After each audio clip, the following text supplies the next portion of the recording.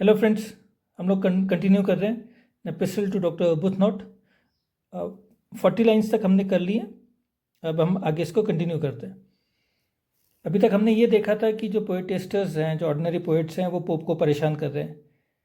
और पोप ने एक पोएट को ये एडवाइस दी कि भाई अपने इसको तुम अभी फ़िलहाल पब्लिश मत करो पोएट्री को, इसको 9 साल तक इसको पब्लिश मत करना, उसके बाद चाहो तो कर लेना। तो एक तरीके से इनडायरेक्टली एडवाइस ये थी कि भैया अच्छी पोएट्री नहीं है, इसको मत पब्लिश करो। तो आगे कंटिन्यू करें। 9 years, सरप्राइजिंग है। Cries he who high in Drury lane, lulled by soft zephyrs through the broken pane. 9 years, अरे ये तो बहुत ज़्यादा हो गए। 9 years तक मैं उसको पब्लिश ना करूँ, ये वो पोएटिस्ट है, जो ऑर्डिनरी पोएट है, वो कह रहा है। हु हाई इन ड्ररी लेन, ड्ररी लेन जो थी लंदन की एक डिसरिप्यूटेड एंड पॉवर्टी स्ट्रिकन लेन थी, जहाँ पे कि poor authors, actors, thieves and even prostitute जो थे वो रहते थे।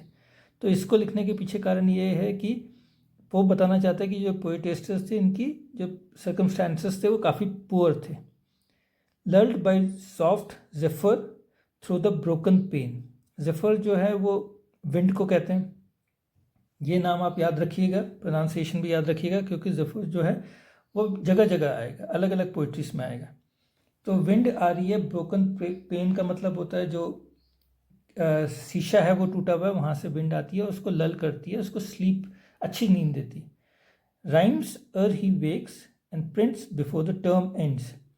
तो अर का मतलब होता है बिफोर, इससे पहले कि वो उठता है वो लिखना शुरू कर देता है। तो आधी आधी नींद में वो लिखना शुरू कर देता है अपनी पोइट्री।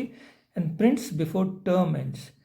न टर्म मतलब लॉ कॉलेज का टर्म जो है वो ख़त्म होने से पहले वो पब्लिश करता है। तो जब जब तक लॉ कॉलेज का सीज़न चलता है, तब तक प्रिंटिंग सीज़न भी चलता है। तो इससे पहले कि वो ख़त्म हो जाए, वो उसको अपनी पोइट्री को भी प्रिंट करवा लेता है। तो यहाँ पे थोड़ा डिस्परेशन है प्रिंट कर लिखने का एंड प्रिंट करने का, और ये डिस्परेशन का कारण है ऑब्लाइज्ड बाय हंगर, क्योंकि पुअर लोकेलिटी में रहता है, तो पुअर है, पैसे नहीं है खाने के भी, तो इसलिए जल्दी जल्दी पब्लिश करो अपनी पोइट्री, चाहे पोइट्री कैसी भी हो। अब जल्दी जल्दी करोगे तो बहुत अच्छी क्वालिटी तो नहीं आएगी, और पैसे जो भी मिलेंगे उससे कम से कम भूख तो मिटेगी। And request of friends. अब बहाना ये बना रहा है कि हंगर की वजह से नहीं, बल्कि मेरे फ्रेंड्स ने कहा है कि भाई अपनी पोइट्री पब्लिश करो। The piece you think is incorrect, by take it. So जो भी तुम्हें आपको लगता है, वो पोएटेस्टर पोप को बोल रहा है कि जो भी पीस आपको लगता है कि मेरी पोइट्री में जो भी चीज़ खराब है, आप उसको लो और उसको सही कर लो। आई एम ऑल सबमिशन, मुझे इसमें कोई परेशानी नहीं है। What you have it make it, जो भी आपको लगता है उसको आप ठीक कर सकते हो। 3 things another's modest wishes bound. और एक दूसरा पोएटेस्टर है, वो 3 चीज़ें मुझसे चाहता है, और ये बड़ी मॉडेस्ट चीज़ें हैं, कोई हाई फाई चीज़ें नहीं है। My friendship and the prologue and 10 pound। तो मेरी फ्रेंडशिप चाहता है। और उस समय का एक चलन था कि कोई ड्रामा होता था या कोई पोइट्री होती थी, उसका प्रोलॉग जो है कोई ग्रेट राइटर लिखता था, तो वो चाहता है कि उसकी पोइट्री का प्रोलॉग मैं लिखूं। एंड वो 10 pound भी चाहता है, क्योंकि ऑब्वियसली वो ऑर्डिनरी पोएट है, तो वो उसके पास पैसा तो है नहीं, तो वो 10 pound भी मुझसे चाहता है। सो ये सारी लाइन जो है, ये एक्चुअली उस समय के ऑर्डिनरी पोइट्स के ऊपर एक सटायर है। Pitholeon sends to me, you know his grace, I want a patron, ask him for a place. Pitholeon एक नाम दिया गया है, he was the name of an ancient foolish poet, जो था उसका नाम था। तो यहाँ पे एक पोएट था कंटेम्प्रेरी टाइम पे पोप के, उसका नाम था लेनॉर्ड वेल्स्टेड, उसको नाम दिया गया, एक फुलिश पोएट का नाम दिया गया पिथोलियन। सो पिथोलियन ने मुझे भेजा है, एक लेटर भेजा होगा। यू नो हिज ग्रेस, तुम एक ड्यूक को जानते हो, पोप से बात कर रहा है, कह रहा है कि यू नो हिज ड्यूक, एक ड्यूक को जानते हो। आई वॉन्ट अ पेट्रन, सो मुझे एक पेट्रन चाहिए। अब जो लोग टैलेंटेड होते थे, जैसे पोएट वगैरह या पेंटर्स, उनके पास पैसे तो नहीं होते थे, तो फिर कोई पेट्रन होता था जो उनको फाइनेंस करता था, ताकि वो अपनी स्किल्स को और आगे बढ़ा सके। Ask him for a place, उस पेट्रन से आप बात करो और मेरे लिए एक प्लेस ढूंढो, ताकि मैं उनके अंडर में काम कर सकूं, वो मेरे पेट्रन बने। Pitholeon libelled me, but here is a letter inform you sir, it was when he knew no better. पिथोलियन ने एक टाइम मुझे लाइबल किया था, का मतलब है कि मेरे खिलाफ उसने लिखा था, पोप कह रहा है। But here is a letter, लेकिन अब इस लेटर में पिथोलियन जो है पोप से, अब क्योंकि पोप से काम पड़ा हुआ है तो उससे अपोलोजाइज कर रहा है और इन्फॉर्म कर रहा है कि sir it was when he knew no better, मैं आपको उस समय अच्छी तरीके से नहीं जानता था सर, तो इस वजह से मैंने वो आपके खिलाफ लिखा था। Dare you refuse him, Curll invites to dine. और अब वो एक तरीके से धमकी भी दे रहा है पोप को कि अगर तुमने रिफ्यूज़ किया उस पेट्रन से, अगर मेरी रिकमेंडेशन नहीं करी, कर्ल इनवाइट्स टू डाइन। एक बुक सेलर था, एक पब्लिशर था जिसका नाम था Edmund curl, and he was a book seller of evil repute. तो मैं उसके साथ डाइन करता हूँ और फिर मैं तुम्हारे खिलाफ उससे रिकमेंड करूँगा कि वो तुम्हारे खिलाफ लिखे। He will write a general, वो तुम्हारे खिलाफ लिखेगा अपने जनरल में, और ही विल टर्न डिवाइन, या फिर वो डिवाइन यानी वो अपना काम काज छोड़ देगा और वो डिवाइन या भगवान की भक्ति में चला जाएगा। Bless me a packet, it's a strangers sues, a virgin tragedy, an orphan muse. ये भगवान मुझे बचाओ। फिर एक पैकेट आ गया और इट्स स्ट्रेंजर सूस, एक स्ट्रेंजर ने मुझे रिक्वेस्ट करी है। अ वर्जिन ट्रेजेडी, ये नाम है एक प्ले का, उसने एक प्ले लिखा होगा, लेकिन जब वो उसको एक नज़र देखता है पोप, तो एन ऑर्फन म्यूज बोलता है कि ये तो बहुत ही ऑर्डिनरी है। इनफैक्ट ऑर्फन म्यूज का यहाँ मतलब हुआ कि बहुत ही साधारण, बहुत ही घटिया किस्म का प्ले लिखा है।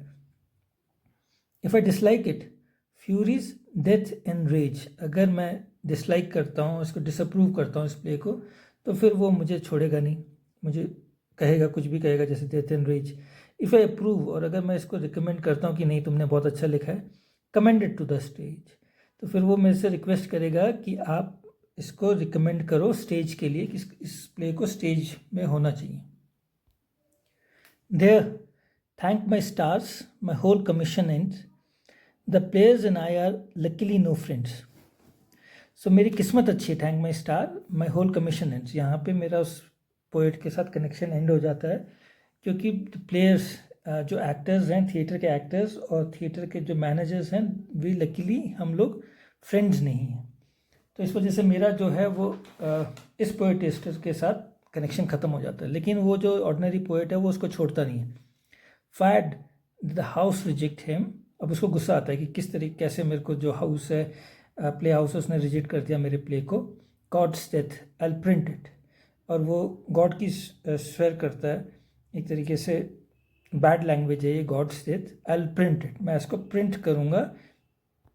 एंड शेम द फूल्स, और वो जो फूल्स हैं जिन्होंने मेरे प्ले को रिजेक्ट किया है, यानी जो ड्रामेटिस्ट हैं, जो एक्टर्स हैं, योर इंटरेस्ट विद लिंटॉट। तो अब वो सेकेंड उससे रिक्वेस्ट कर रहा है कि सर आपका इंटरेस्ट जो है या आपका कनेक्शन है लिंटॉट के साथ है। लिंटॉट एक पब्लिशर था जिसने कि पोप के ट्रांसलेशंस ऑफ होमर को पब्लिश किया था, तो बोलता है आप उससे रिक्वेस्ट करो तो फिर मेरा ये प्ले भी पब्लिश हो जाएगा। लिंटॉट, डल रोग, will think you price too much. वो एक समझदार आदमी नहीं है लिंटॉट, वो कहेगा, ये पोप कह रहा है, जवाब दे रहा है, वो बोलेगा कि तुमने जो ये प्राइस रखा है काफ़ी ऊंचा प्राइस रखा हुआ है। Not sir if you revise it and retouch. तो अब वो जो ऑर्डिनरी पोएट है वो पोप को जवाब दे रहा है, सर अगर आप इसको रिवाइज करोगे, इसको रीटच करोगे, अपना हाथ, अपनी क्वालिटीज़ को दोगे, तो फिर इसका वो ऐसा नहीं बोलेगा। सो ये तीसरी उससे रिक्वेस्ट कर रहा है। पहली रिक्वेस्ट उससे ये थी कि भैया इसको आप प्ले को इनैक्ट करवा दो, दूसरी प्ले थी कि इसको रिक्वेस्ट थी कि इसको पब्लिश करवा दो, और तीसरी थी कि आप सर इसको रीटच करो, और चौथी यहाँ पे अब वो फाइनल अपनी प्रपोजल दे रहा है वो पोप को। All my demurs but double is attack, और जो भी मेरे ऑब्जेक्शंस थे वो उससे कोई फ़र्क नहीं पड़ रहा था, वो डबल अटैक कर रहा था मेरे ऊपर। लास्ट है विस्पर्स, फिर धीरे से बोलता है पोप को, do and we go snacks, आप इसको पब्लिश करवाओ, जो भी पैसा आएगा हम 50-50 बांट लेंगे। तो ये फाइनल एक तरीके से उसको घूस थी, तो इस बात से तो पोप को गुस्सा आता है, लेकिन वो खुश भी होता है। Glad of a quarrel, straight I clap the door, और वो बहुत खुश था कि इससे क्वारल हो गई, इससे अब पीछा छूटेगा। वो दरवाज़ा खोलता है, उसको बाहर का रास्ता दिखाता है। Sir let me see your works and you know more, sir मैं आपको अब दोबारा नहीं देखना चाहता, ना आपके वर्क को दोबारा देखना चाहता हूँ, और वो दरवाज़ा बंद है, and I clap the door. So इस तरीके से वो उसका पीछा छूटता है इस पर्टिकुलर पोएट से। पर आपको लग रहा होगा कि काफ़ी अम्यूजिंग पोएम है, मतलब